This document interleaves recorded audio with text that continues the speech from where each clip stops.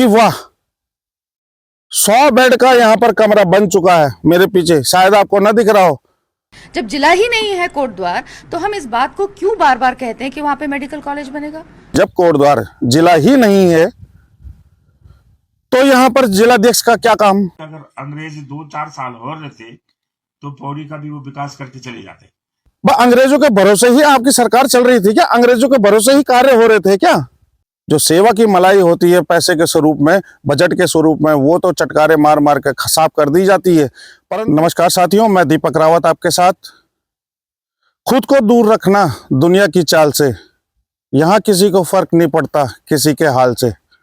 और कुछ ऐसे ही समीकरण यहाँ कोटद्वार की विधानसभा के अंदर छाए हुए हैं, जैसे कि काले बादल घुमड़ कर आ जाते हैं और कभी भी ऐसा लगता है कि बिजली गरज के साथ बौछारें पड़ने वाली, बिजली चमकने वाली है और भारी बरसात होने वाली है, परंतु होता कुछ नहीं है।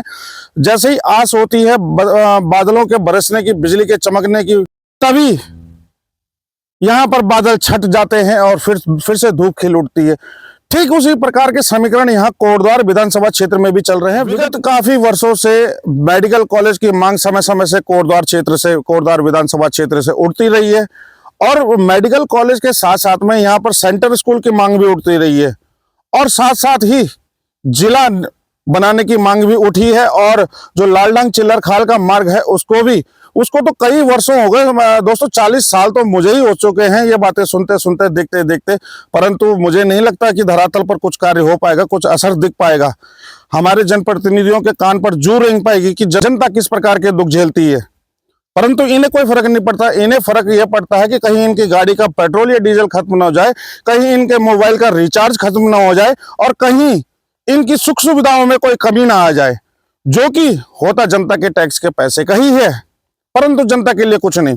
नदारद सेवाएं, जीरो, नील बटे सन्नाटा। हाल फिलहाल में जो भी समीकरण और जो भी वार्तालाप हुए हैं और जो भी यहाँ के जनप्रतिनिधियों ने अपने श्रीमुख से और श्रीकंठ से जो भी बातें कही हैं यहाँ उत्तराखंड वासियों के लिए और कोटद्वार क्षेत्र के लिए, तो चलिए शुरू करते हैं। कुछ दिन पहले ही कोटद्वार विधायक का एक बयान सोशल मीडिया पर वायरल होता है। पहले आप उसे सुने कि क्या कुछ कहा। अभी सब मीडिया वाले जानते हैं, एक जिला को एक मेडिकल कॉलेज मिलता है, ये हम सब जानते हैं। तो इसमें कहाँ पे गड़बड़ हो रही है ये हम और आप जानते हैं। जब जिला ही नहीं है कोटद्वार, तो हम इस बात को क्यों बार बार कहते हैं कि वहाँ पे मेडिकल कॉलेज बनेगा? नहीं बन सकता है ना। आप पहले जिले के लिए लड़ाई लड़ेंगे, हम जिले के लिए लड़ाई लड़ेंगे और मेडिकल कॉलेज के लिए उसके बाद लड़ाई लड़ेंगे। तो सुना आपने क्या कुछ पूर्व में घटित हुआ है, क्या कुछ पूर्व में हमारे विधायकों ने, नेताओं ने, जनप्रतिनिधियों ने कहा है और क्या अब मौजूदा विधायक कह रही हैं। मौजूदा विधायक ने तो यहां तक कह डाला कि जब कोटद्वार जिला ही नहीं है तो यहां पर कैसे मेडिकल कॉलेज हो पाएगा। अब क्या मेडिकल कॉलेज के लिए जिला बनना जरूरी है? जिले की मांग तो कोटद्वार निवासी पूर्व में कई वर्षों से कर रहे हैं। तो आपको तो शासन पर काबिज हुए 3 वर्ष हो चुके हैं। आप एक भी ऐसा दिन बता दीजिए, एक ऐसा भी मौका बता दीजिए कि जहां पर आपने जिले की मांग को लेकर ग्रामीणों के साथ में कहीं पर बात की हो या कहीं कुछ किया हो, कहीं सड़कों पर निकले हो, कहीं कोई जनसभा की हो, कहीं किसी को मोटिवेट किया हो। नहीं, एक भी दिन नहीं है वो एक भी दिन नहीं है और एक भी बात आपकी नहीं है जिसमें कि आपने कोटद्वार के जिले की मांग को सर्वप्रथम प्राथमिकता दी हो। नहीं, तो आप एक तरफ से कह रही हैं कि कोटद्वार जिला नहीं है तो यहाँ मेडिकल कॉलेज कैसे हो जाएगा। कोटद्वार विधायक को एक बात पूछना चाहूंगा कि जब कोटद्वार जिला ही नहीं है तो यहाँ पर जिलाध्यक्ष का क्या काम? भाई किस प्रकार आप कोटद्वार में जिलाध्यक्ष घोषित करते हैं जब कोटद्वार जिला ही नहीं है? मैं जानना चाहूंगा और कमेंट के माध्यम से मुझे आप सूचित कीजिएगा कि मैं सही पूछ रहा हूं या गलत पूछ रहा हूं। जब आप कोटद्वार जिला नहीं है और जिले की मांग को लेकर इतने सालों से प्रयासरत है कोटद्वार निवासी, जब जिला ही नहीं है कोटद्वार, जब इसमें कोटद्वार में मेडिकल कॉलेज नहीं आ सकता, तो फिर आपका जिलाध्यक्ष क्या कर रहा है यहाँ पर? अभी हाल फिलहाल में देख लीजिए कि आप पौड़ी के विधायक, वो कहते हैं, उनका भी एक बयान सोशल मीडिया पर वायरल हो रहा है। पौड़ी का हमारा रोना है और हम सबका ये एक दुखड़ा है कि वास्तव में पौड़ी इतनी सुंदर जगह होते हुए मसूरी के बाद जो पर्यटक स्थल आता है तो पौड़ी का नंबर आता है, मेरे को लगता है। और मैं समझता हूँ कि अगर अंग्रेज 2-4 साल और रहते तो पौड़ी का भी वो विकास करके चले जाते, लेकिन आजादी जल्दी मिल गई और अंग्रेज चले गए, पौड़ी छूट गया। नहीं तो पौड़ी का विकास भी वो करके चले जाते, जैसे मसूरी की तर्ज पर। हमारे महानुभाव ये कह रहे हैं अगर अंग्रेज कुछ वर्ष और होते तो यहाँ का विकास हो जाता। अरे भाई, किस प्रकार की मानसिकता आप दर्शा रहे हैं, किस प्रकार की मानसिकता दिखा रहे हैं आप, किस प्रकार के विचार आपके हैं, किस प्रकार की अनर्गल बयानबाजी आप करते हैं। अंग्रेजों के भरोसे ही आपकी सरकार चल रही थी क्या? अंग्रेजों के भरोसे ही कार्य हो रहे थे क्या? क्या अब यहाँ का विकास भी 1947 में अंग्रेज भारत से चले गए थे, क्या उन्हीं अंग्रेजों पर टिकी हुई है क्या आपकी विकास की रफ्तार? ये कैसी आप बयानबाजी करते हैं, कैसे आपके विचार हैं, कैसे आपकी मंत्रणा है, और कैसे आपके वो सुझाव देने वाले लोग हैं जो आपको सुझाव देते हैं कि हाँ ऐसा कीजिए, ऐसा करिए, ऐसा बोलिए, ऐसा दर्शाइए, ऐसा बताइए। क्या आपका बुद्धि विवेक वहां पर नष्ट हो जाता है जब आप ऐसी बातें बोलते हैं उत्तराखंड वासियों के लिए और अपने प्रदेश वासियों के लिए, अपने क्षेत्र वासियों के लिए? क्या मैसेज देना चाहते हैं आप उनको?